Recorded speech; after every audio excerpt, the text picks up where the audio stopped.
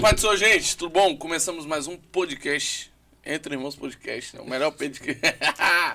Melhor podcast. Mas já tá valendo, tá, Francis? Com certeza. É, melhor podcast do Brasil. Quem não concorda tem que assistir pra concordar. É isso aí. Fala aí, Vitor. Agora. Desafiamos qualquer outro podcast, se você quiser. Ah, Podpah é o maior. Vem aqui pra gente debater isso aí, pra ver se vocês são maiores. A gente pega os seguidores deles. A estratégia E tá conversa, porque a maioria não... Mas é isso aí.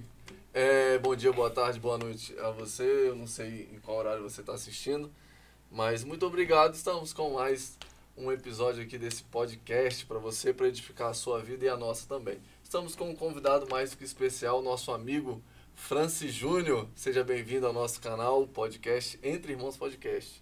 Seja bem-vindo. Paz do Senhor, meus irmãos, muito obrigado pelo convite, por estar aqui com vocês, poder compartilhar um pouco da nossa experiência, daquilo que Deus tem feito na nossa vida. Glória a Show, Deus. Francis. E aí tem experiência. Francis é um cara querido, né, cara? Francis, a primeira vez que eu vi ele, a gente trocou ideia. Aracruz ali foi o momento que a gente mais trocou ideia. Foi. Isso. O cara tranquilão. Pá. Não, acho que a primeira contato que vocês tiveram foi lá Não, foi na James. Foi lá no Foi Ibis onde com- James pregou. Lá no Ibis Isso com aí. James pregando. Foi no Ibis? Foi. No pré-congresso da Ele UMADS. tava, ele, a Tá, esposa. mas eu acho que a gente trocou mais ideia. Foi lá em Aracruz, isso né? aí. E tranquilaço, pá. Parece que não tem nem problema, né? Não enfrenta Ô, nem luta, meu nem dificuldade. sonho. Né? Não, esses caras. Só parece, né, Fran? Francis. É a timidez que segura a gente, mano. É? Falo É pouco. tímido mesmo, cara. Com certeza. É uma luta pra falar em público, só Jesus. Mas E o cara no altar. igual eu falei com o menino lá de Timbu, o menino tremendo pra dar. Foi dar um testemunho. Ele falou que era a primeira oportunidade que ele tava recebendo. Assim, Aí ele tremendo, aí eu recebi a oportunidade pra pregar. Aí eu falei com ele, ó, testemunho bacana. No começo eu tremi assim também, meu querido. Hoje em dia, também tremo. Isso aí não vai passar, não. faça não. Continua. Tem coisa que não passa. Mas ele é tímido e no altar, né? É bem desenvolvido. Né? Graças a Deus. Pra glória de Deus. O chamado impulsiona, né? Isso aí. Fala, E, meu mano, filho. falar pregação, altar e tal. Mesma pergunta que os pregadores já tem um script na minha mente. Parece quando a gente vai fazer os merchan. É sempre os mesmos gatinhos. É o mesmo gatilho. Quando que surgiu essa vontade, essa chama da pregação, entendeu? Na sua vida? A primeira vez que eu preguei, eu tinha 12 anos de idade. Jesus, no Foi, tempo ali. Jesus, bar mitzvah, Ah. bar mitzvah do Francis. Isso aí. Eu recebi um convite, congregava numa igreja pequena, né? Sim. Uma igreja batista. Aí o líder de jovens me convidou para pregar. Aí ele perguntou se eu queria pregar no altar. Eu queria que fizesse uma roda, né? De cadeira e pregar com os irmãos ali. Aí eu preferi que a gente sentasse em círculo e sem olhar para ninguém, cabecinha baixa, eu preguei sobre Daniel. Daniel na Cova dos Leões. Foi minha primeira mensagem, com 12 anos. Boa. Mas surgiu foi aquele gatilho da oportunidade que alguém viu em você ou você já tinha esse desejo? Não, foi o gatilho da oportunidade. Foi depois Sim. foi surgindo o desejo. Né? É, porque desde pequeno eu sempre fui da igreja, né? Aí cristão. eu tive algumas experiências com Deus. Minha mãe começou a fazer culto em casa, culto no lar, e eu comecei a pegar desejo pela oração. Poxa. Aí, a primeira vez que ela fez o trabalho de oração lá em casa, o culto em casa, eu comecei a chorar. Ela perguntou por que eu tava chorando, não sabia explicar. Ela foi me explicando e tal. Só tu. Aí chegou um tempo que minha mãe, ela não tinha mais coragem de orar do meu lado, porque eu orava 1, 2 horas, com 8 anos de idade. Só que eu não sabia orar, né? Era criança, eu ficava santo. Enquanto eu não suasse, eu não entendia. Pra mim, quando eu suava, eu entendia que o fogo de Deus estava... A presença de Deus estava ali comigo, né? acontecendo. Então eu comecei a pegar desejo pela oração e eu comecei a passar bastante tempo orando. E aí, assim eu comecei a ter algumas experiências com Deus. Mas pregar mesmo foi com 12 anos que começou a surgir o desejo. Aí era Poxa, eu era mó bagunceiro na igreja. meia hora Mas- ali. O menino não para. Eu era mó bagunceiro na igreja, mascava chiclete, chegava, orava 2 Meu irmão, segundos. como é que é? Ei, Tinha um diácono, irmão Edson. isso aqui da igreja. Ele chegava, ó. Você ficava aqui, assim. arrumava um chiclete mascado. Ele brotava da terra assim, ó, com a mãozinha assim, ó. Joga na minha mão. Joga aqui. Rapaz. Rapaz, ele saía com uns 5 chicletes assim, Então, saia catando todo mundo dos adolescentes e jogava. Aí a fora. gente dormia na igreja com 8 anos de idade, esse cara orava 2 Orava horas. Meu 2 Deus! Eu fui batizado dentro do quarto, orando. É? Sim, dentro do quarto. Faz que experiência. Foi muito legal, Maravilhoso. marcante. Foi batizado? Com 8 anos de idade. 8 anos. Nesse Também período. quem ora 2 horas por dia, É. 8 anos de idade. Meu amigo, mas que benção.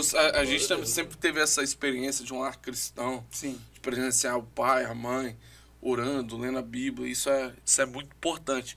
Você tendo isso, eu acho que isso te impulsionou aos 12 na Sim, isso oportunidade. aí. Foi através da minha mãe nos chamar para fazer esse culto no lar que eu comecei a ter esse desejo por conhecer mais a Deus, orar mais, ter mais essa intimidade maior com Deus. Eu acho que uma pegada legal é que acredito, agora eu vou na ideia do achismo.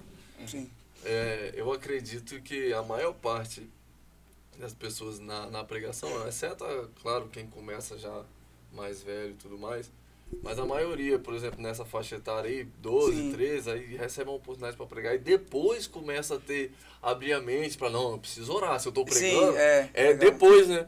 Sim. Tem a oportunidade, só que com 8 anos já tava orando, com 12 menino tava cheio já. Faz um ciclo aí, vou tacar fogo aqui. Mas isso mostra, ô França, Sim. e eu que você vai concordar, a importância de um culto no lar. Isso aí. Entendeu? De ensinar a criança desde pequeno. Agora é o momento da gente fazer o nosso culto. Ah, mãe, mas a gente já vai para a igreja. Não, mas agora é o momento. Isso vai incentivando. E a gente vê que isso foi se perdendo com o tempo, né? De fato. Já não é tanto mais comum como se era antigamente. E isso é muito importante para a base dos filhos, né? Para que eles venham pegar gosto pela oração. Não só ir no culto. Às vezes a gente acostuma levar o filho na igreja, mas ele não vê essa igreja dentro de casa. Antes do filho ver a igreja, como a gente vê, né, nesse aspecto organizacional, Isso. Sim. ele precisa ver a igreja dentro de casa. Sim. Ele vendo a igreja dentro de casa, isso vai despertar nele o desejo. Um ponto, e principalmente, claro, tem crianças na igreja que prestam atenção e tudo mais. Tem criança que não faz ideia do que está acontecendo ali, que Sim. ela quer brincar, ela quer ver os amigos. Tudo bem, é criança, não é uma crítica. Uhum. Mas a criança que vê isso em casa, e é comum. A criança, ela tende os primeiros passos, o aprendizado, é ser um reflexo do que os pais são. Isso aí. Ó, eu vi o pai fazendo tal coisa, vai. Eu vi, inclusive, eu vi até um negócio interessante de bebês que eles entregavam brinquedos ou algum acessório que o pai ou a mãe utilizavam, controle remoto. A criança deixava o brinquedo e ia pro controle remoto. Por querer ter a curiosidade, por ver o pai ou a mãe manusear. Sim. Então essa pegada de ter um culto no lar, a criança, Importante. ela vai crescendo, fala, olha... Qual o pai que a criança vai ver? O pai cristão dentro de casa ou o pai que chega, estica o pé, celular, TV? Televisão. E a criança, não que no conforto do celular você não possa fazer isso, mas é desde os primeiros momentos de vida, diz acho que é a psicologia, se eu não me engano, que a criança aprende de 0 a 2 anos de idade, é o período que a criança mais aprende. Entendeu? Ela é como esponja, né? Suga tudo que ela vê e Tudo, ouve dentro literalmente. de casa. Tanto que é nessa idade que nós achamos fácil, porque já falamos, que você aprende a falar.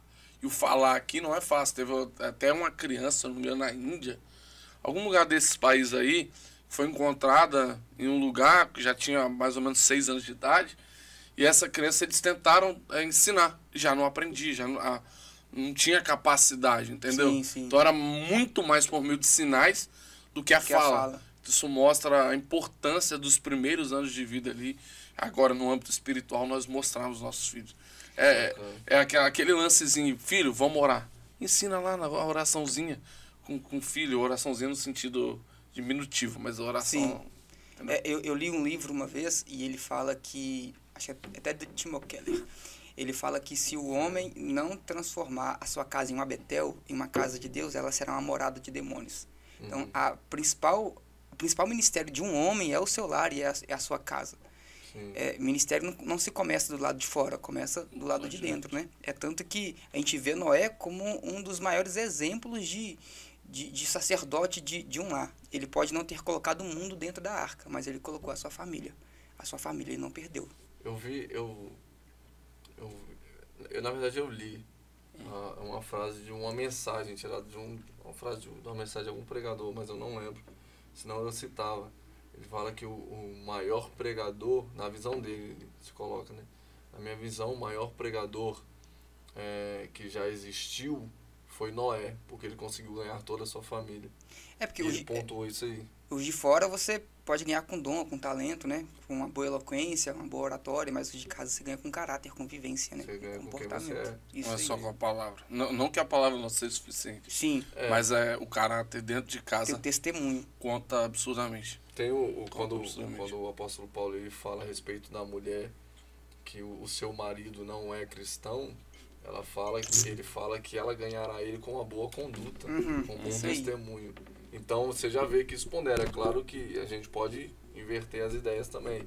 No lar, é claro, eu tenho um filho, o filho naquela fase rebelde e tal, mas se ele olha pro pai e pra mãe, o pai e a mãe têm a vida de oração, ele vai saber, ele vai ter um entendimento, ele vai, poxa, pelo menos se lembrar do que a mãe sempre fala e tudo mais, inclusive aquele texto de Provérbios que fala: instrua o filho no caminho que se deve andar, e quando crescer não desviará dele.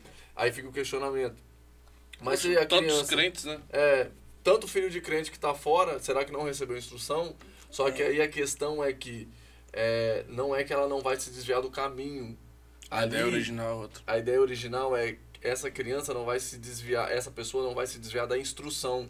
E todo filho de crente que é desviado, você pode saber, ele entende que ele está errado, ele tem a consciência. Ele sabe que é certo e que é errado. É o espelho, né? O pai e a mãe acabam se tornando espelho. Eu me lembro do meu pai, que ele sempre levava, o Vitor, para os cultos. Meu pai prega em tudo. Ele dá ensino, ele prega. Hoje em dia é mais ensino, muitos anos pastoreando, muito mais área do ensino, mas ele pregava com toda a eloquência. E uma característica muito legal dele é que ele pregava para criança na linguagem de criança. Sim, sim. Então ele me levava nas ministrações, eu desde pequenininho ouvi tudo, criança para adulto, festividade, avivamento, etc. E foi aí que o desejo foi criado, entendeu? Foi vendo meu pai, então meu pai passou a ser meu espelho. Que legal. Eu não vi o pai só dentro de casa que brincava, que educava, que castigava, mas o pai pregador, eu quero ser assim. Isso é muito importante. Sim. Falando nisso, você tem uma criancinha em casa, né? Tem um filho de... Qual o nome dele? Noah. Noah, né? É Noé em inglês, Noé, né? Noé. Isso aí. Isso. Rapaz, ele é baterista, né, cara? Rapaz, apaixonado. Ele tem quantos anos? Vai fazer 2, dia 25 de dezembro. Rapaz, eu vi um vídeo lá na igreja, depois eu vi um videozinho. E ele já tem a batidinha certinha, cara. Ele faz um 3, 3, 4 marcação certinho. né? Sim. Não, quando ele chega na igreja, ele já chega apontando pra bateria. Normal. Aquele dia que você foi ministrar lá na igreja. Ele é apaixonado pelo baterista. E pior foi quando tirou, né? Nossa! Ai. Chorou. Pra tirar ele da bateria é uma É luta. difícil, né? Ele fica lá em casa fazendo panela de bateria o dia inteiro. Mas isso mostra até um pouco do assunto que a gente está tratando. A questão do ambiente ali que ele está se acostumando. Ele tá sempre inserido nesse ambiente. A ponto de ele amar aquilo. Isso e naquele ambiente ali ele encontrou uma saída. É aqui que eu vou... entendeu? Então futuramente é muito bem provável que ele será um baterista. Eu pretendo colocar ele na aula já ano que vem. Aí. Que ele já vai poder participar já. Show de bola. É uma vazão, né? Por exemplo, naquela fase um tanto mais rebelde todo mundo passa por esse momento aí. Querendo ou não, é uma estratégia, alguma coisa ali na igreja que segura ele. É claro que a palavra por cima de tudo mais. A gente tá sempre em culto, né? Eu e minha esposa. Então, quase todo dia ele também tá na igreja. Sim. E quando chega na igreja, isso aí já é um escape para ele, que ele fica apaixonado querendo ir para a bateria. Isso é muito legal. Isso é legal já desperta nele o interesse pelo ambiente. Sim. Mas é legal quando ficar grande. Aí geralmente fundo musical de pregação já é teclado, né? Mas vai ter que ter bateria agora. Tem bateria. Vai pra bateria lá, menino. Tu sempre você falou que cresceu lá cristão, mas sempre permaneceu no cristianismo? Não, eu oscilei muito na fé durante o meu tempo que era solteiro, né? Eu morava em Minas Gerais. Era de Minas? Sim, mineiro. Eu morei lá até 2017. E lá eu vivi muitos ciclos, né, de inconstâncias. Era 3 meses na igreja, 3 meses no mundo, 6 meses na igreja, Só 6 meses no experiência, né? mundo. Passava a experiência, não É, quero isso assinar aí. carteira não, deixa eu falar. Aí o período de maior tempo que eu fiquei firme foi 2 anos. Aí quando eu me desviei, depois de 2 anos, firme, a pancada foi maior. Porque eu tentei diversas vezes voltar para a igreja e não conseguia. Aí eu tinha muito apoio do meu pastor. Ele me levava para os lugares, me indicava para pregar. Ele acreditava muito no meu ministério. Só que quando eu me desviei, ele meio que virou as costas para mim. Eu mandei mensagem para ele, pastor, preciso de ajuda, eu quero retornar. Ele visualizou a mensagem, não me respondeu. Aí passou umas 2 semanas, eu mandei a mesma mensagem para ele, pedindo perdão para ele, pedindo ajuda, falando que queria voltar. Ele visualizou a mensagem, não me respondeu. Isso doeu muito, porque eu ficava pensando assim, poxa, se o meu pastor desistiu de mim, acabou, não tem mais jeito para mim. Sim. Aí até que, eu morando em Minas, minha tia me chamou para vir pro estado do Espírito Santo, né? Aí eu vim para cá e eu vim decidida a voltar para a igreja. Aí eu vim sozinho, sem meus pais, longe da minha família, vim morar com os meus tios. Quando eu cheguei aqui, a ficha caiu de tudo que eu tinha perdido. De um ministério que eu tinha construído de 2 anos, de uma imagem que as pessoas tinham de mim. Para você ter ideia, eu estava no grupo de obreiros e já tinha me desviado, mas estava no grupo ainda do WhatsApp, né? Aí eu fui num bar e eu fui mandar uma foto de um balde de cerveja em um grupo e mandei no grupo de obreiro. E com a hashtag Vem Ser Feliz. Então assim, meu nome foi na lama. As pessoas olhavam pra mim e já descartava. O estado que eu cheguei foi muito ruim. Era festa, baile funk, essas coisas, bebida. E eu estava inserido num contexto de muita sujeira e eu não conseguia sair. Aí quando eu vim pra cá, eu vim decidido a me firmar na igreja. Aí eu vim, fiquei firme e quase entrei em depressão, né? Por se lembrar de tudo que eu tinha perdido. Foi quando passou mais ou menos 1 ano, Deus trouxe minha família pra cá. Trouxe meus pais, meus irmãos. A gente não tinha dinheiro para fazer a mudança. E a mudança de Minas para cá é mais de R$2.000. É bem caro. Deus usou um rapaz que a gente deu ele R$100 porque ele não queria 200. Para trazer a mudança da minha família para cá. Aí meus pais vieram para cá, Deus começou a me reestruturar de novo. Apesar de viver algumas crises, eu não me afastei mais da igreja. Até que eu casei e me estabilizei, graças a Deus. Quando que foi o start de agora eu tô bem? Foi depois que eu casei. Foi? Porque a minha fase de solteiro, por mais que eu comecei a caminhar mais firme, estudar mais a Bíblia, comecei a pregar aqui também no estado, eu ainda vivi algumas crises de inconstância, né? A constância mesmo espiritual veio a partir do momento que eu casei. O casamento foi uma ferramenta que Deus usou para me dar estabilidade, tanto emocional como espiritual. Então sua esposa também ela entra nessa ajuda sua aí para que peça. É aquela coisa de pregador, né? Todo pregador quer uma esposa para ajudar no ministério, né? E a minha ideia era, nossa, Deus tem que colocar alguém, Deus podia colocar alguém para me ajudar no ministério e tal. Só que a gente sempre imagina que Deus vai colocar alguém para cantar, né? Deus... Não, e é diferente, isso entendeu? aí. Dos amigos lá, que a gente pode citar alguns aqui, geralmente as esposas e namorados e noivas, a maioria do louvor, né? Aí você pega o França, a sua esposa da palavra. Foi o que aproximou a gente. Foi isso. A gente se conheceu na Madeb, lá em Brasília. Madeb? Mas ela era daqui? Ela daqui e eu daqui. A gente se conheceu na caravana. Vocês foram na mesma caravana. O Espírito Santo é tão grande que lá em Brasília. Lá em Brasília. Aí a gente conversava muito sobre Bíblia. Aí a gente foi criando afinidade. Porque ela tem uma mesma linha de pensamento que eu, quando a gente vai construir um texto, né? Aí a gente teve muita afinidade. Unidos pela palavra. Isso é uma mensagem. Rapaz. Não, inspirou muita gente. Porque, por exemplo, o Felipe é... Eu imagino que seja assim. Eu já tive de ver algumas vezes. O Felipe ministrando e a Gabi já meio que matutando qual hino que ela vai cantar depois. Porque é comum. Isso aí. Gabi, vem cantar. Aí, fico imaginando ele antes de pregar. Eu tô com essa aplicação aqui. Aí ela, faz assim, acho que dá pra acrescentar isso. Rapidinho faz a mensagem. Amor, o que você acha desse texto? Aí chega lá e pá. Eu tô com um tema tal pra pregar. Não, já preguei aqui. Tá igual a esposa de um amigo meu, foi pastor Isaías, né? Eu preguei lá, ele também pregou, foi uma benção. Eu falei, mano, top, mano. Deus trabalhou de uma maneira sobrenatural. E mesma coisa no dia dele. A esposa dele pregou. Geralmente, não que a gente prega pra voltar alguma coisa, sim. mas a esposa dele pregou e a gente tava contando, mano, certo? O pastor lá gostou muito da gente. A esposa dele pegou o congresso. Então, tipo assim, ela pregou demais lá, né? Tem muito essa pegada, né? Prega o Francis, prega a esposa. Aí o Francis, vou voltar em nome de Jesus. Quem volta é Juliana. Quem volta é ela, né? Desse jeito. Ó, eu tive muitas decepções emocionais. Sim. Certo. Na minha vida sentimental, né? Sempre criando expectativas e se frustrando. Só que hoje, depois de ver o que Deus fez na minha vida, a pessoa que Deus colocou do meu lado, as decepções que eu sofri, eu sofreria de novo para chegar onde eu estou. Sim. Porque realmente era Deus me guardando daquilo que Ele não tinha para mim. Às vezes a gente fica tão ansioso, né, por casar, por ter alguém do nosso lado, que às vezes a gente acaba passando por cima de algumas coisas por causa da carência emocional. Só que quando a gente vive debaixo da direção de Deus sempre vai nos guardar e nos livrar de situações. Hoje, se eu tivesse me envolvido com algumas pessoas, eu estaria arrebentado. Se tivesse dado certo. Dado certo entre aspas, né? E hoje, graças a Deus, eu tenho alguém que me apoia, que tem o mesmo chamado que eu, e a gente vive junto o ministério. Graças a Deus. Começa não.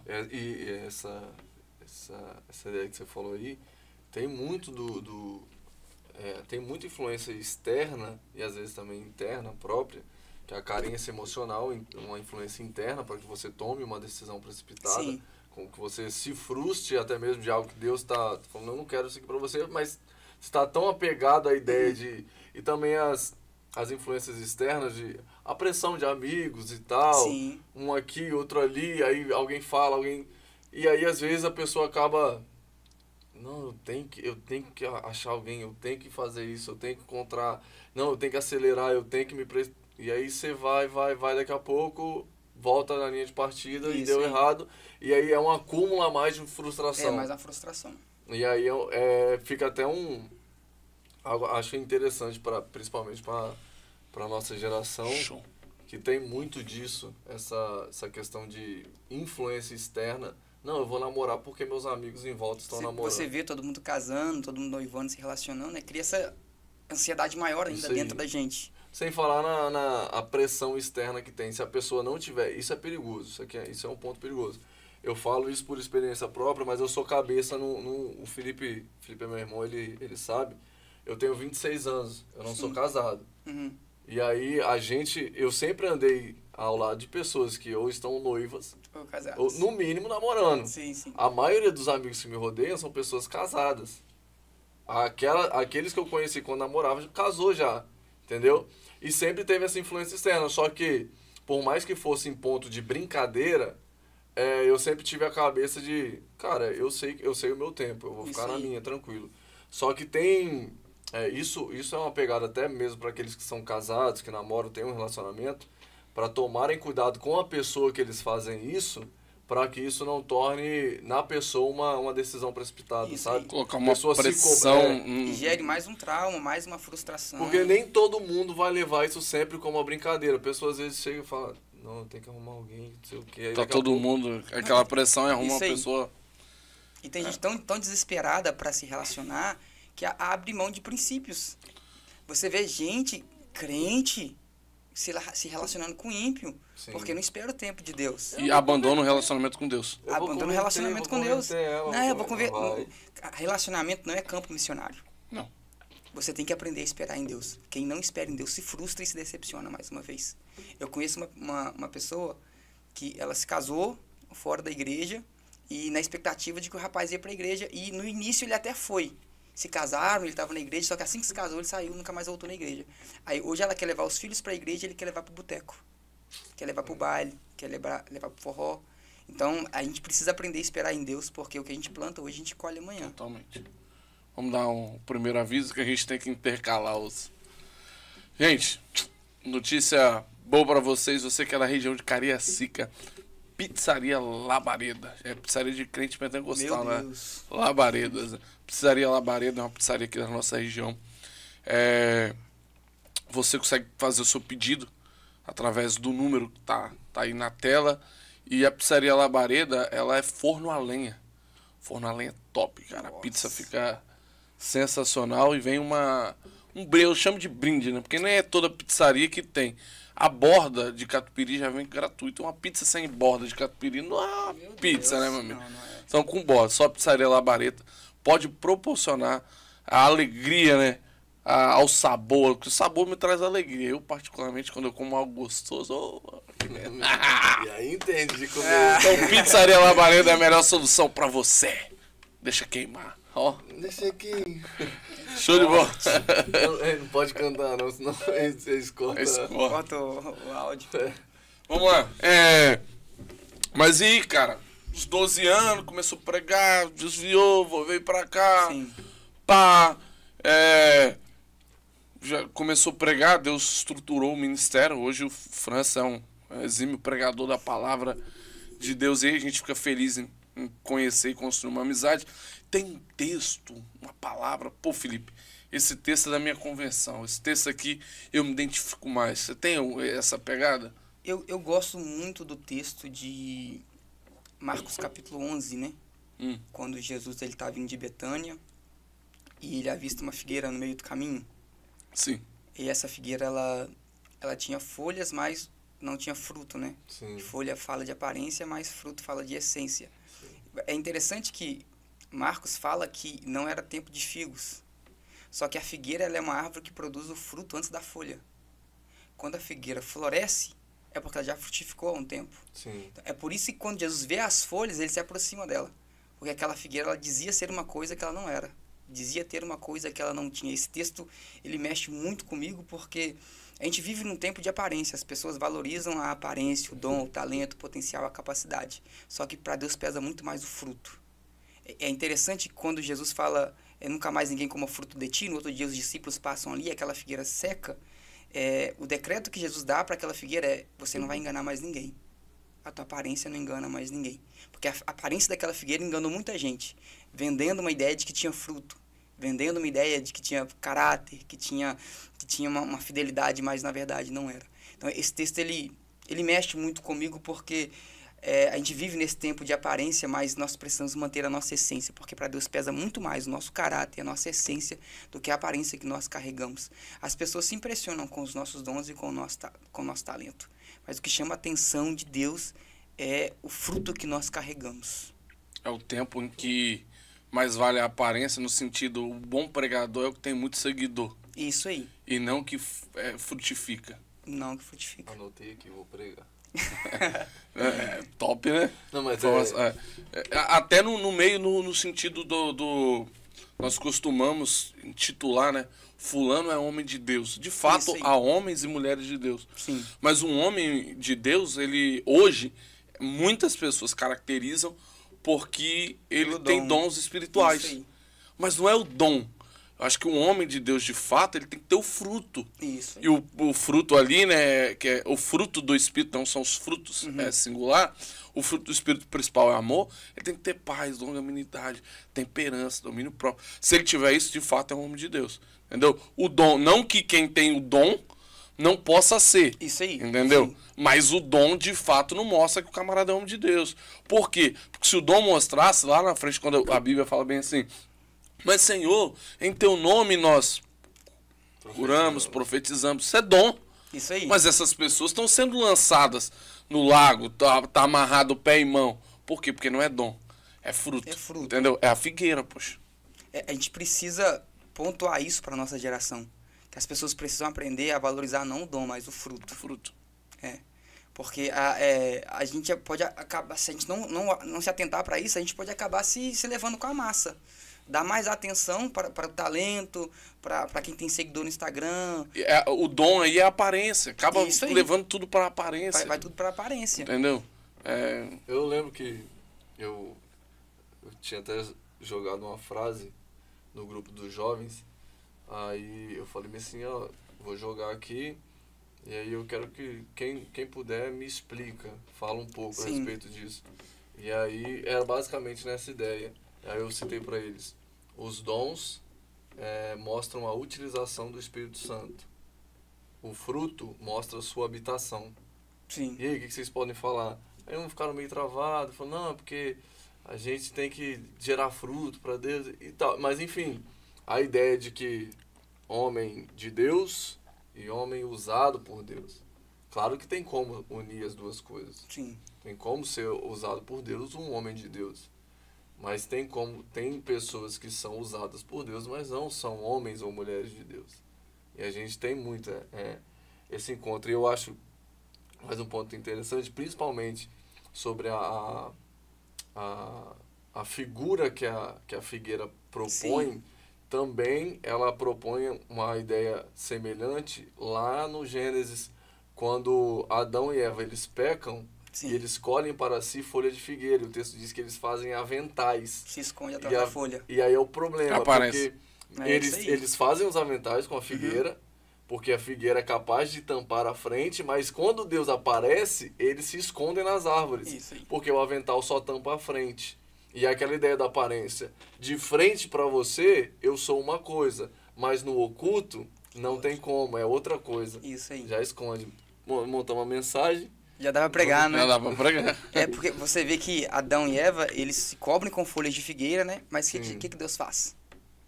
Deus faz vestes para eles. Exatamente. Que aponta para Cristo, né? Porque Exatamente. o que vai curar não é o que cura o homem não é você vê Adão tentando se esconder atrás de folha, né? Atrás de uma aparência. Mas o que sara o homem é o cordeiro. Sim. O que soluciona o problema da queda, da vergonha de Adão, não é as folhas que ele usa, não é a aparência, mas é o cordeiro. As folhas que ele usa, que ele e Eva tecem e fazem ali, mostra o homem tentando se justificar. Isso aí. É a justificação, mas não é a justificação nossa. Aí tem que morrer um animal, aí, simbolicamente Cristo, para que venha cobrir a vergonha da nudez. Nudez fala de pecado. Então quem é que morreu para que o nosso pecado fosse coberto? Jesus Cristo.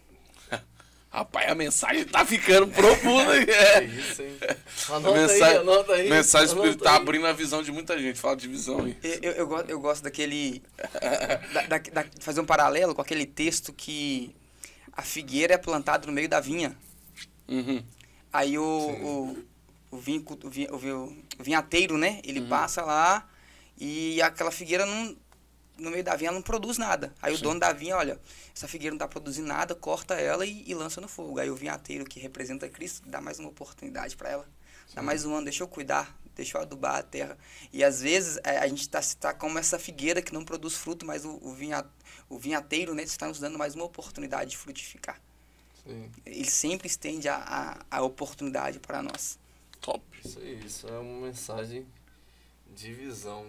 E falando em visão, deixa eu explicar para você aqui.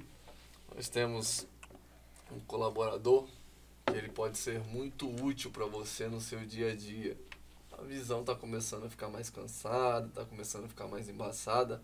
Vai lá na Ótica Vida, que eles vão te atender, tá? 19 anos, há mais de 19 anos, na verdade, que eles estão no mercado com atendimento de qualidade e humanizado, beleza? Eles já vão pegar você, vão te direcionar para o oftalmologista vai examinar você, vai passar o seu exame encaminhando diretamente para eles. Quando você chegar lá, eles já vão ter o orçamento pronto, já vão ter o que você precisa e tal. Você vai sair de lá, a vista que estava cansada vai sair jovem, com um óculos bonito feito para você. Ótica Vida é um atendimento especial para você, já atende a região aí há mais de 19 anos. E não é qualquer empresa que se mantém. Tem que ter qualidade no atendimento. E a qualidade que tem a Ótica Vida faz ela se manter no mercado por tanto tempo. Beleza? Escolheu um óculos, vai na Ótica Vida. O homem é bom, hein? Gostou? Mexendo, o cara é bom. Falando em visão...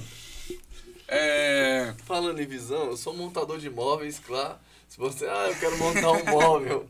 Você me chama, beleza? Vai lá, @Pajo Victor. O cara tá fazendo mexendo do trabalho dele. Zizi, se for mudar, eu monto móveis, tá? Monto, desmonto. O cara tá fazendo mexendo do trabalho dele. A gente tava em que parte que eu lembro do vinheteiro, né? Ele tá falando isso da figueira. Isso, né? O florescer ali e tal. Dar frutos, né? Cara, a importância da palavra nos dias de hoje. A gente falou de visão, vamos entrar para visão aqui, né? A falta de palavra está fazendo com que muitas pessoas percam o foco. Isso aí. Nós estávamos comentando agora há pouco, a gente não vai citar nome, entendeu? Sobre pregadores que estão entrando em discussões, em brigas, em redes sociais. E a Bíblia fala que a nossa luta não é contra a carne e nem contra o sangue. E Deus não nos chamou para nós sermos inimigos uns dos outros. Deus nos chamou para nós sermos juntos um exército para lutar contra os nossos inimigos. Quem são? As hostes espirituais da maldade. Então, acho que está faltando palavra para pregador. Sim. Entendeu? Você vê um pouco disso também, Francis? A gente sabe que reino dividido não prospera, né? Perfeito. A gente vê muito um querendo queimar o outro para ter oportunidade, ou para o outro não tomar o lugar dele, com medo de perder o lugar. Essa falta de convicção, tanto no chamado e de vida com Deus, façam que as pessoas entrem nessas discussões e acabem querendo, com medo de perder o espaço. Essa é a palavra, né? As pessoas têm medo de perder o espaço porque não tem convicção da chamada. Perfeito. A pessoa quer se promover. Você vê gente que fica ligando para pastor, pedindo oportunidade. Coloca aí para pregar. Cadê o Espírito Santo? Em Atos Apóstolos, a Bíblia vai dizer em várias situações, cara, é incrível essa parte, é incrível. Todas as vezes que eu relembro, para mim é incrível. Eles estão querendo ir para uma determinada região para pregar o evangelho. Sim. O Espírito Santo, não, vocês não vão. Por quê? Porque eu dei uma visão, um camarada lá na Macedônia. Nossa, e precisa você tem que ir para Macedônia. Eles não estão querendo ir para lá, para a colônia diferente. Eles estão querendo pregar a palavra. Mas é o Espírito, então eu não preciso. Eu já falei aqui algumas vezes, vou falar para você também. Eu tive algumas experiências de passar em frente a algumas igrejas e o Espírito Santo falar comigo. Você vai pregar nessa igreja, eu vou falar com a minha esposa, meu bem, eu vou pregar nessa igreja. Ela falou assim, quando? Não sei, o Espírito Santo acabou de falar comigo. Passa 2 meses, 3 meses depois, eu caí naquela igreja, entendeu? Então, essas pessoas não têm a convicção do chamado. Isso aí. E fica, cara, não é competição. Francis, nós 3 somos pregadores, cara. Se surgir mais 10 pregadores na nossa região com o mesmo potencial que nós temos, para a glória de Deus, amém, meu irmão. Isso aí. Por quê? Porque o reino está crescendo. Aí entra o que? A divisão. Se eu não queimar, eu não prego. Fulano vai se destacar. E a visão nunca foi essa, poxa. Eu ouço muito falar de pessoas que hoje estão ministrando e falando, eu não queria, mas aí Deus começou a chamar por mim, eu ficava na minha igreja e tal, tranquilo. E aí você pega um contraste da ideia daqueles que... Aqueles que se humilham serão exaltados Sim. por Deus. Só que é o oposto, as pessoas estão tentando se promover e aí Deus vai abatendo. Porque você vê, tem gente que cai na mídia e rapidamente despenca, porque a autopromoção não é uma honra, não é para a glória de Deus. Aquele que se autopromove, é claro que ele está buscando honra para si. Mas tem aqueles que estão se humilhando ali e falam, não por mim, se eu ficar aqui na minha igreja tranquilo, prestando meu culto a Deus aqui, tranquilinho, com os membros, Deus fala, esse aqui eu quero, vou levar, vou começar a colocar para pregar. E outro ponto, em cima disso aí que você falou, pega aquele texto que os discípulos chegam para Jesus e falam, Senhor, tem outras pessoas pregando o seu nome aí, a gente tem que parar ele. O Senhor fala, não, pera aí. Porta. Não, vai, aquele que se eles estão falando de mim, não é contra nós. Então, deixa eles pregarem. Deixa que preguem. Importante a pregação do evangelho. Se levantarem mais 10, 20, que seja. Nossa, tem tanto pregador que a igreja que eu pregava todo mês, agora eles me chamam uma vez a cada 2 anos. Amém, meu irmão. Que continue esse monte de pregador e aí vai espalhando e a gente, quanto mais pregador quer dizer que mais a gente vai alcançar almas. Com certeza. E é pelo reino. A ideia desse crescimento tem que ser assim. A gente fazer pelo reino e não por nós. A gente vê nesse texto que você citou, que Paulo ele propõe no seu coração em ir para a Ásia para pregar o evangelho, o Espírito impede. Depois ele desce para Bitínia, né, e tenta ir para Troade, o Espírito impede novamente.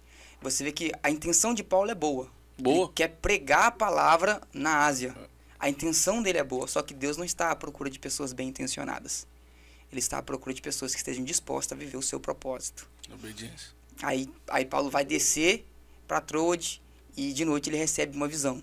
Quando Paulo desce, ele recebe uma visão de Deus. E a visão abria para ele a porta para ele passar para a Macedônia, né? Era o chamado de Deus para ele ir para a Macedônia. Ele viu um homem dizendo, passa a Macedônia e ajuda-nos. Paulo não sabia para onde ir, mas quando ele desce, ele recebe a visão de Deus, Deus dando a ele uma nova direção. Ele queria fazer o quê? Revisitar as igrejas da Ásia. Ele já tinha passado pela Ásia. Ele já tinha visitado aquelas cidades. Só que a porta que Deus estava abrindo para ele era um território completamente novo. Ninguém tinha pregado a palavra de Deus ali, que é na Europa, né? Aí Paulo atravessa o mar e vai para lá para pregar o evangelho. O que é melhor dentro desse texto? O projeto de Paulo ou o projeto de Deus? Projeto de Deus. A visão que Deus dá Por para mais ele. que o projeto de Paulo é bom. Todas as vezes Porque Paulo isso aí. está voltando, e quando Paulo volta para um determinado lugar, algumas vezes, tanto em carta ou pessoalmente, é para fortalecer, como os gatos. Poxa, em tão pouco tempo vocês já estão desviando do foco, do caminho. Se um anjo aparecer para você, esse evangelho é anato. A visão de Paulo é o quê? É fortalecer as igrejas. Isso aí. Mas Deus vê além da... Deus tinha algo completamente novo para Paulo, algo que ele nunca viveu, um lugar que ele nunca pisou. Isaías 55, versículo 8 e 9. Assim como os céus são mais altos que a terra, os meus pensamentos e os meus caminhos são maiores que os seus. Eu sempre falo assim, eu tenho um pensamento a respeito do que fazer, mas o que Deus pensou para mim é maior. Eu tenho um caminho onde eu quero andar, Paulo, eu vou andar por aqui, Trode e etc. Mas o Deus falou assim, o caminho que eu preparei é melhor, eu tenho um propósito. Então é deixar o pensamento de Deus fluir nas nossas vidas. E todas as vezes que Deus frustrar um propósito seu, Ele vai te dar uma visão. Com certeza. Ele não vai te deixar sem direção, porque aquilo que ele tem sempre é maior. A visão de Deus é sempre maior do que o nosso projeto. Então, se ele frustrou o meu projeto, eu vou descansar nele, porque se eu descer diante dele, ele vai me dar uma visão, vai me dar uma direção, vai me dar uma rota nova. Exatamente. E aí bate muito a ideia a convicção, né? A fé. Isso aí. O meu projeto foi frustrado. O Deus tem um projeto em cima disso. Mas ele não me mostrou ainda. Mas eu creio, a gente vive pela fé. E aí a gente continua. E sabe um ponto que às vezes eu costumo, não sei se é coisa minha, mas não deve ser coisa só minha, não. Alguém deve fazer isso em algum lugar. Ficar se perguntando alguma coisa para meio que me internalizar. Sim. Começar a pensar. E, por exemplo, fico me perguntando a respeito de algumas coisas, como eu já me perguntei a respeito. Imagina que eu tô pregando e eu chego num patamar que eu tô muito visado. Poxa, como é que eu posso dizer? Um Eliseu Rodrigues aí. Sim, sim. O Eliseu Rodrigues, hoje a gente tem aí um pregador estourado no Brasil, uma bênção. Diferença. E aí imagina, uma pergunta que eu já me fiz, imagina que você chega nesse patamar e Deus fala bem assim, a partir de hoje eu vou apagar o seu nome. Você não fez nada, mas eu vou apagar o seu nome. Ninguém vai esquecer, ninguém vai lembrar de você e você vai ser uma pessoa local, vai ser um pastor local. Você só vai ficar numa igreja simples aqui do bairro. Se isso me entristece, é porque eu não estava na posição pelo reino, eu estava pelo status. Mas se isso me mantém, tá, tudo bem, eu ainda estou na posição de que Deus quer, então tá bom. Disposto a viver o propósito. Aí é porque eu estou debaixo da posição e eu nunca me corrompi, digamos assim. Então acho que é interessante a gente, de vez em quando, fazer essas perguntas próprias para ver, cara, o que está me movendo? Sabe? A gente vê que Paulo tem 2 portas fechadas consecutivamente. Deus pega o mapa que Paulo tinha na mão e rasga o mapa. Só que Paulo não desiste. Paulo não retrocede. Paulo espera Deus dar a visão a ele. E o problema é que a gente vive numa geração que não sabe lidar com porta fechada. Não sabe ouvir não de Deus. Essa é a dificuldade. Ouve o não de Deus, desiste, abre mão, retrocede. A gente precisa aprender a ouvir não. Guiado pelo próprio nariz e não pelo espírito. É isso aí. Se não for do meu jeito, eu não faço. Sim. Vai viver nós falamos muito de livre-arbítrio. Nós temos, de fato, o livre-arbítrio e cremos nisso, né? Mas cristãos, por mais que nós temos o livre-arbítrio, tem hora que a gente só tem que escolher fazer a vontade de Deus ou não. Entendeu? O meu livre-arbítrio é em quem escolher a vontade de Deus. Ponto. Não tipo assim, eu tenho vontade de... Vamos colocar Paulo aí. A vontade dele é Trode. Mas a vontade do Espírito não é que ele vá à Macedônia. Se ele usa o livre-arbítrio dele para fazer a vontade dele, ele está fora do propósito de Deus. Então ele usou o livre-arbítrio dele para aceitar a vontade de Deus. Então o cristão, ele tem que estar totalmente guiado pelo Espírito Santo. Porque às vezes você pode estar fazendo algo bom, mas fora do propósito de Deus.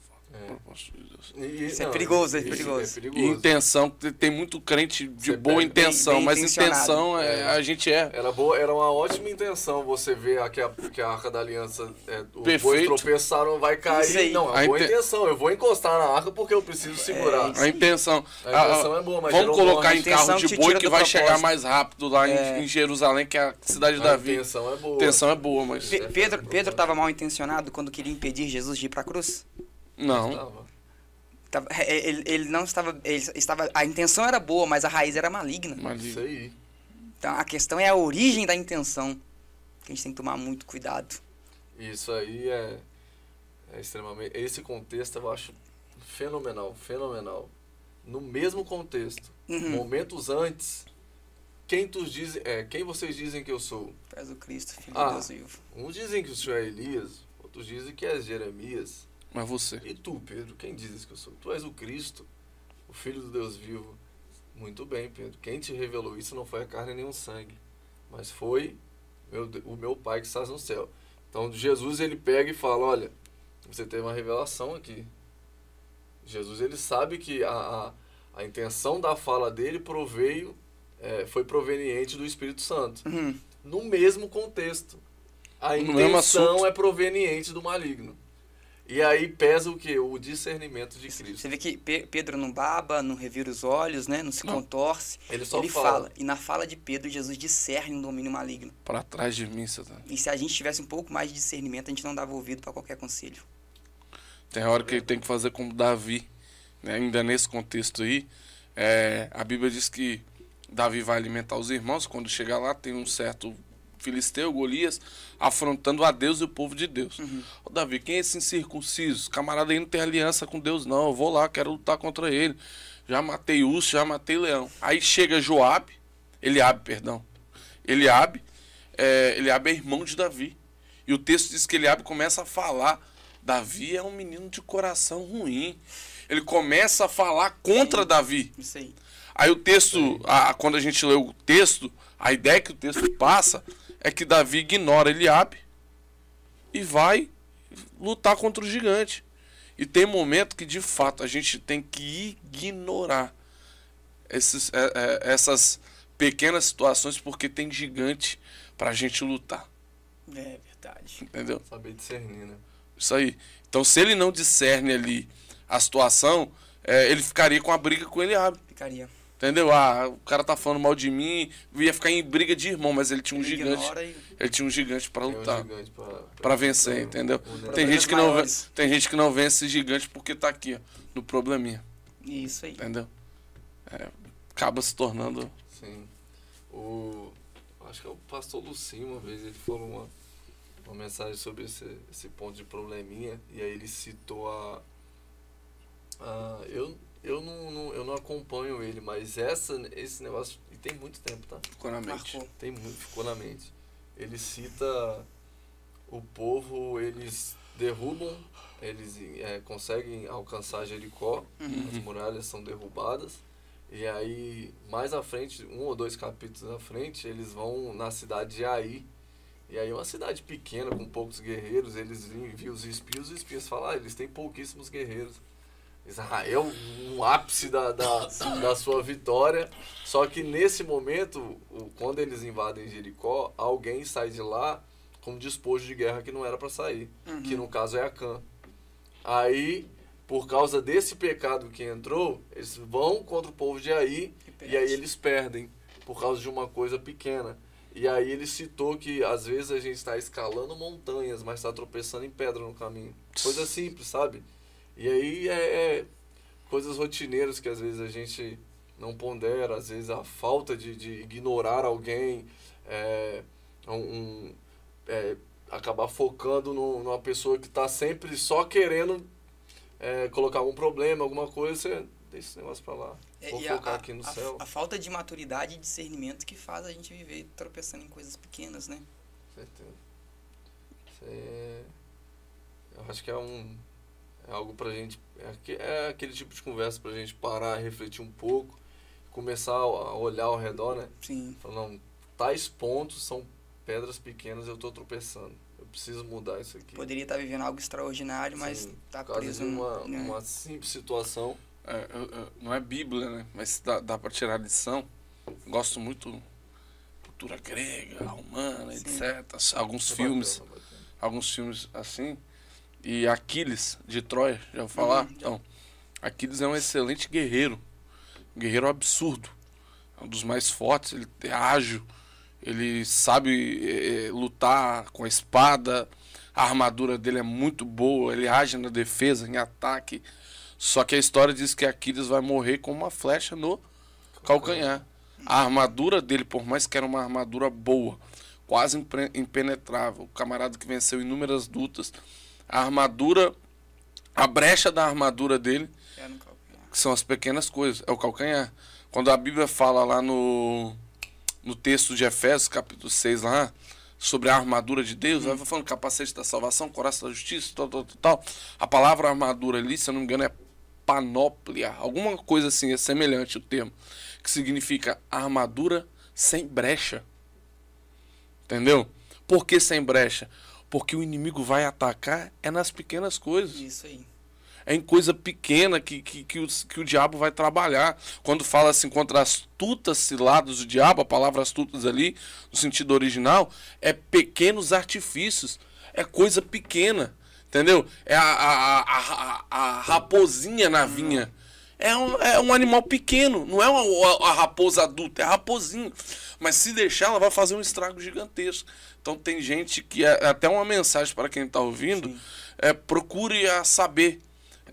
as brechas. Né? Onde estão as pequenas brechas. Às vezes, na pequena brecha, o cara perde uma grande oportunidade, perde uma grande futuro batalha extraordinário. Isso aí. É o Davi de novo, se ele fica ali no Eliabe, acabou, é brecha pequena. Então tampa a brecha pequena aí, porque você tem uma guerra pra vencer. Rapaz, nós tá pregador aqui hoje, cara. Hoje tá. Hoje tá, hein? Rapaz, da mensagem. Eita, quem quer aceitar Jesus aí? Comenta amém. Não, vocês iam levantar um. Brincadeira. Nós temos aqui o... Fala aí do Social Arts aí. Eu já falei 3 vezes dele. Social Arts é a melhor propaganda que o Felipe faz. Bom, galera. Ninguém gosta. Bom, galera. Apresentar pra vocês aqui um plano, um projeto que eu acho bem diversificado. É o Social Arts, tá bom?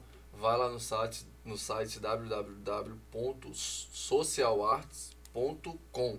Você vai no site, é uma plataforma com design pronto. O design está pronto. Você vai comprar o design que você quer. Eu abri uma hamburgueria, eu quero um design de um cardápio, eu quero um design de um panfleto de um hambúrguer diferenciado, uma pizza, enfim, seja, eu quero um cartaz para campanha lá da igreja, para festividade, enfim, design no geral. Vai estar pronto, você vai comprar e você vai ter o mínimo trabalho de simplesmente só editar alguns pontos. Mudar um nome, mudar um endereço, alguma coisa simples. Entendeu? Básico. Mas a ideia é fenomenal, por quê? Porque você vai no site, você já vê o modelo que você quer e é já uma tá gama, fácil. variedade. Tem muita variedade e é acessível. Tá na palma da sua mão, várias opções. E aí você vai lá, o preço é de qualidade, um preço bom, acessível, e você vai gostar. Vai lá, www.socialart.com. Vai lá, que você estiver precisando. Também, se quiser entrar em contato com o dono da plataforma, que faz as artes ali e tudo mais, ele também pode acabar fechando alguma parceria com você. Ele também faz algum serviço além, por fora do Social Arts. Se você quiser, você vai ser muito bem atendido, tá bom? Deus te abençoe e vai no Social Arts. Maninho, você tem Instagram, né? Tem. É o quê? É _ Francis Júnior. Underline Francis Rapaz, eu vi Júnior. esse Instagram aí, rapaz. Também vi. Esse Instagram tá bombando aí. Nossa, Pra entrar em contato com você, Instagram serve? Serve, Instagram. Tem telefone e tem também, o telefone WhatsApp? lá na bio lá do Instagram. Ah, tem lá? Tem. Então vai lá, Underline Francis Júnior. Vai ter o teu... Underline Francis Júnior. Tá, eu achei que você confundiu Underline com arroba. Desculpa a vergonha. Tentou me envergonhar. O inimigo... Não pode cantar, não. Underline Francis Júnior tem seu número lá. Tem, meu número Pra lá, entrar tá em na bio contato. lá. Eu vi, e a gente tá partindo pro final, um videozinho aí que seu que estourou e tal. Rapaz. Qual a história daquele vídeo? Então, Eu postei, assim, sem esperar grandes coisas, né? Sem botar muita expectativa, mas num vídeo simples ele teve um alcance de mais de 2 milhões de visualizações. Sério. O vídeo ficou... O pessoal gostou bastante, né? E eu achei interessante que a gente começa a conhecer as pessoas ali, o estado de como as pessoas estão. Muita gente triste, desanimada, enfrentando guerra, batalha espiritual, e através de um simples vídeo Deus falou com elas. Isso é muito importante.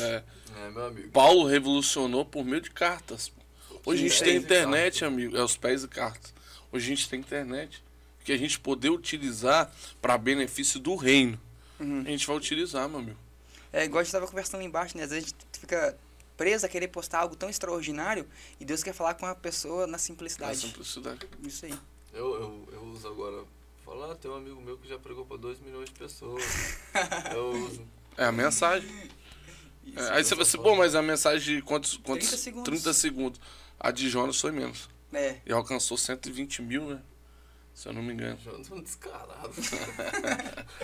Galera, Eu acho que foi pra nós encerrarmos e... Pode falar? Quer falar? Não, eu tava lendo o Jonas, acho que foi essa semana. Rapaz, agonia que me dá o Jonas, a gente fica nervoso com o Jonas, né? Jonas quer que aquele povo morre mesmo, né? Mas pra mim a fechada final do livro é fenomenal. É o único. Acredito que é o único que termina com um questionamento, com uma pergunta, o único livro. Eu acho. Deus perguntando a ele a respeito. Você conseguiu ter pena de algo que você nem produziu, nem viu crescer, que cresceu do dia para a noite, e se foi, e não consegue ter pena de mais de 120 mil pessoas que não sabe distinguir a mão direita da mão esquerda. É louco. E pum, acaba. Mensagem absurda. Galera, Renova Gesso. Renova Gesso é uma empresa aqui da nossa região, de um amigo nosso, Degilson Renan. E essa empresa está crescendo absurdamente. E quem quiser conhecer, vá lá no Instagram, Renova Gesso, tem um número aí na tela. E essa empresa, ela tem... Cara, você olha as fotos lá, cada casa, apartamento, coisa bonita, de qualidade.